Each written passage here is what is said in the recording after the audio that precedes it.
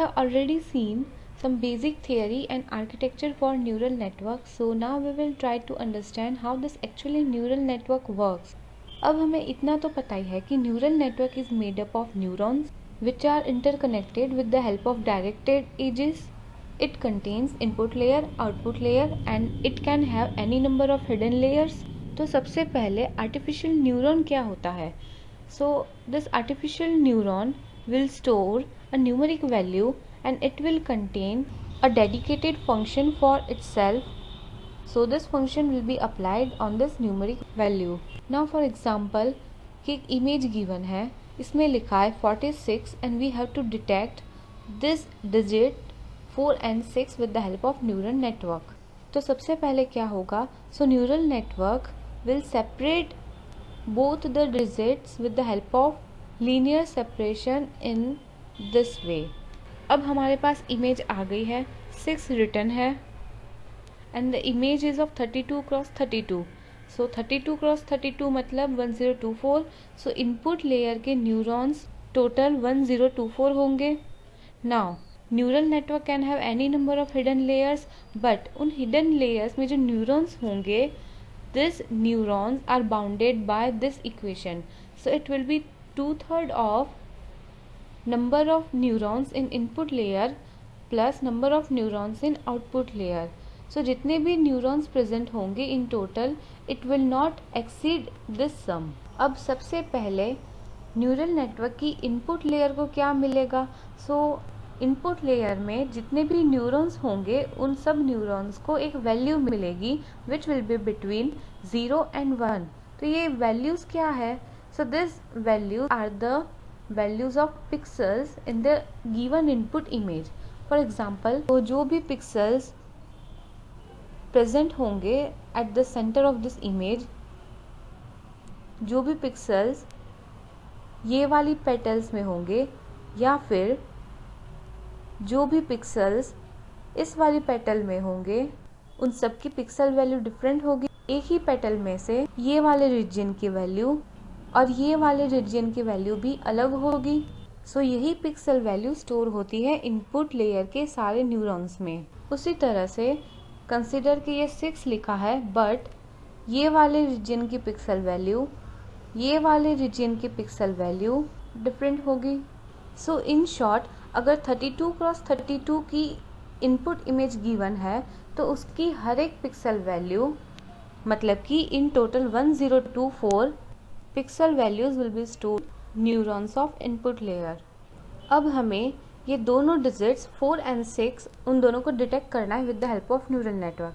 सो input layer में तो हमारे पास ऑलरेडी पिक्सल वैल्यूज प्रेजेंट है. सो ये pixel values will be transform to first hidden layer.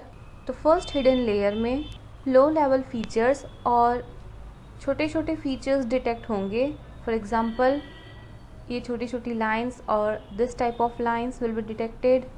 There after यहाँ पे जो भी फीचर्स डिटेक्ट हुआ है, those all features will be transform to next hidden layer.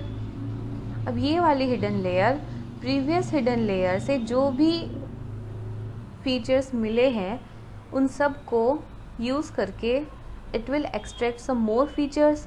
For example ये तीनों लाइंस को यूज़ करके we can create this line. उसी तरह से इन सब लाइंस को यूज़ करके we can create this loop. अब हमें आउटपुट लेयर में डिजिट चाहिए. सो आउटपुट लेयर में टोटल 10 न्यूरॉन्स होंगे 0 to 9. एंड आउटपुट लेयर की पहले की जो हिडन लेयर है, यहाँ पे जो भी फीचर्स डिटेक्ट होंगे उन सब फीचर्स को यूज़ करके it will construct a digit. अगर हमें 4 चाहिए तो this all 3 lines will make up a digit 4. उसी तरह से अगर हमें 6 चाहिए तो ये दोनों lines and a loop will make up 6. तो यहाँ पे मोर कन्वीनियंसी के लिए हाईलाइटेड पाथ के साथ गिवन है. तो सबसे पहले इनपुट लेयर्स की pixel values, thereafter first hidden layer के लो लेवल फीचर्स, मतलब छोटी छोटी लाइंस वगैरह सब कुछ. उसके बाद second hidden layer. So here main features will be generated and using this features the desired output digit will be generated. For example, अगर हमें 4 चाहिए तो 4 के लिए ये फर्स्ट, सेकेंड और थर्ड तीनों लाइन ही चाहिए, लूप तो है ही नहीं, तो ये सब कुछ हाईलाइट नहीं होगा. सो 4 बनाने के लिए जो कुछ भी चाहिए, ये तीनों lines, this path only will be highlighted. उसी तरह से अगर हमें 6 आउटपुट चाहिए तो so we need this 2 types of lines and we will need a loop, so path through this loop will be highlighted for output 6. Now consider कि input image given है instead of number and let the number of hidden layers we are using is 3. input layers में तो पता ही है pixel values होगी. thereafter first hidden layer में क्या होगा, so some low level features will be extracted. This features will be transformed to next hidden layer. So यहाँ पे previous hidden layer के low levels features को use करके some high level features will be detected. For example, larger lines or even petals of the flower can also be detected here. Thereafter, this information will be passed to next hidden layer. So यहाँ पे edge detection perform होगा. Edge detection कैसे होगा? So it will be with the help of change in values of pixel. and एक बार अगर edge detect हो गई then in output layer it will determine the type of object. मतलब कि it will determine कि image में एक flower and specifically rose present है. Now change in pixel value क्या होता है for edge detection? So consider कि ये वाले petal में जो भी pixels present हैं, this pixel values will be nearer to 1. अगर कंसिडर करो कि black is for 0 and white is for 1, तो इन सब की values will be nearer to 1. उसी तरह से ये सारे जो pixels है पीछे के, these are darker, मतलब कि इन सब की वैल्यू 0 के नज़दीक होगी. यहाँ पे हम क्लियरली देख सकते हैं कि पिक्सल्स की वैल्यूज़ में एकदम ड्रास्टिक चेंज आ गया है, मतलब एकदम बड़ा चेंज आ गया है. सो इसी चेंज को डिटेक्ट करके it will determine that this one is an edge. So digit के लिए देख लिया, इनपुट इमेज के लिए भी देख लिया.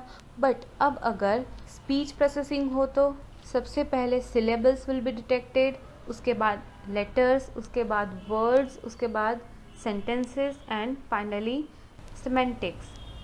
Now what is activation? Again हमें ये तो पता ही है, weighted sum calculate होगा, it can be any real number.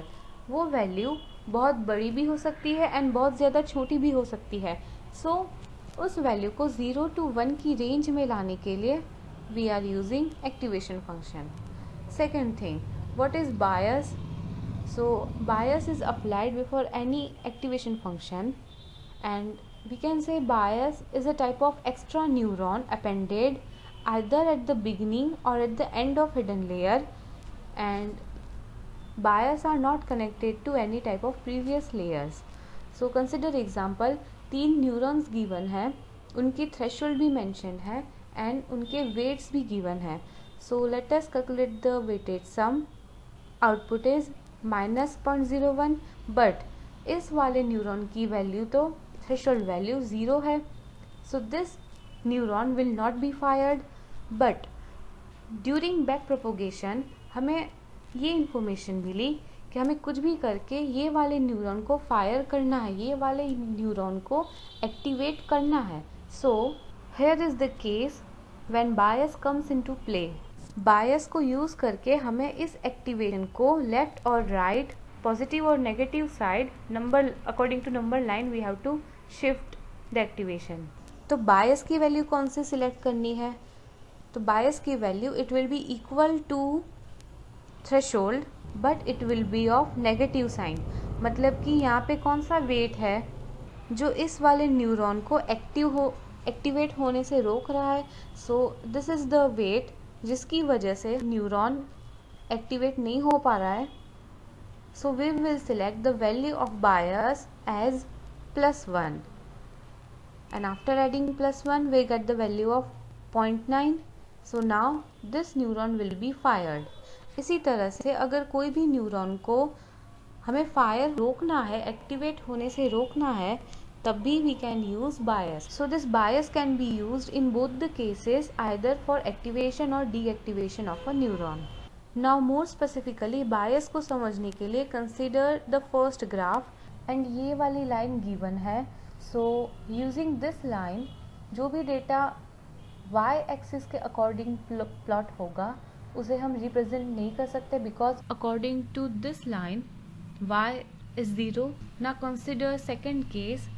तो ये लाइन गिवन है, इसका इक्वेशन है y equals to m x plus c. C is the intercept always depend on slope m.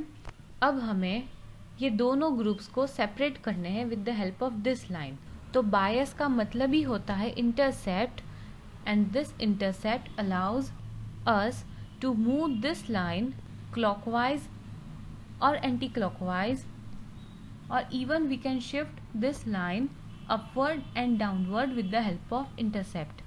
So अगर हम ये वाली लाइन को थोड़ी सी clockwise डायरेक्शन में या फिर थोड़ा सा डाउनवर्ड शिफ्ट कर दे तो we can easily separate these two types of group with the help of this line. तो बायस का मतलब ही होता है intercept and it allows us to shift this line according to our requirement. And second thing कि ये वाली line जिनसे पास हो रही है मतलब कि इसका इंटरसेप्ट है, बट ये वाली लाइन ओरिजिन से पास ही नहीं हो रही, इसका कोई इंटरसेप्ट ही नहीं है, so we can not move this line. अब हमें लर्निंग प्रोसेस के बारे में तो पता ही है. First of all weighted sum calculate होगा, उसके बाद बायस ऐड होगा एंड उसके बाद एक्टिवेशन फंक्शन अप्लाई होगा. बट किसी भी न्यूरल नेटवर्क में न्यूरॉन्स के नंबर तो मिलियंस में भी हो सकते हैं एंड उन मिलियंस के नंबर ऑफ न्यूरॉन्स का हर एक न्यूरॉन का ये पूरा calculation it will become very inefficient. So generally neural network में क्या होता है, it will first of all make a weight matrix. इसमें सारे के सारे वेट्स गिवन है, मतलब कि this first row will correspond to weights of layer 1, then this second row will correspond to weights of layer 2 and so on. Secondly, एक्टिवेशंस का भी एक मैट्रिक्स कॉलम मैट्रिक्स क्रिएट किया जाता है. सो A0 का मीनिंग क्या है? सो A0 means connection of all the neurons of layer 1 with the first neuron of layer 2. उसी तरह से A1 का मीनिंग होता है connection of all the neurons of layer 1 with the second neuron of layer 2 and so on. So computation तो पूरा यही रहेगा, इक्वेशन तो यही रहेगी, but instead of single numeric it will use matrix form for the purpose of efficiency. So this was all about neural networks, and still if you haven't subscribed this, then subscribe this channel for more videos. Thank you.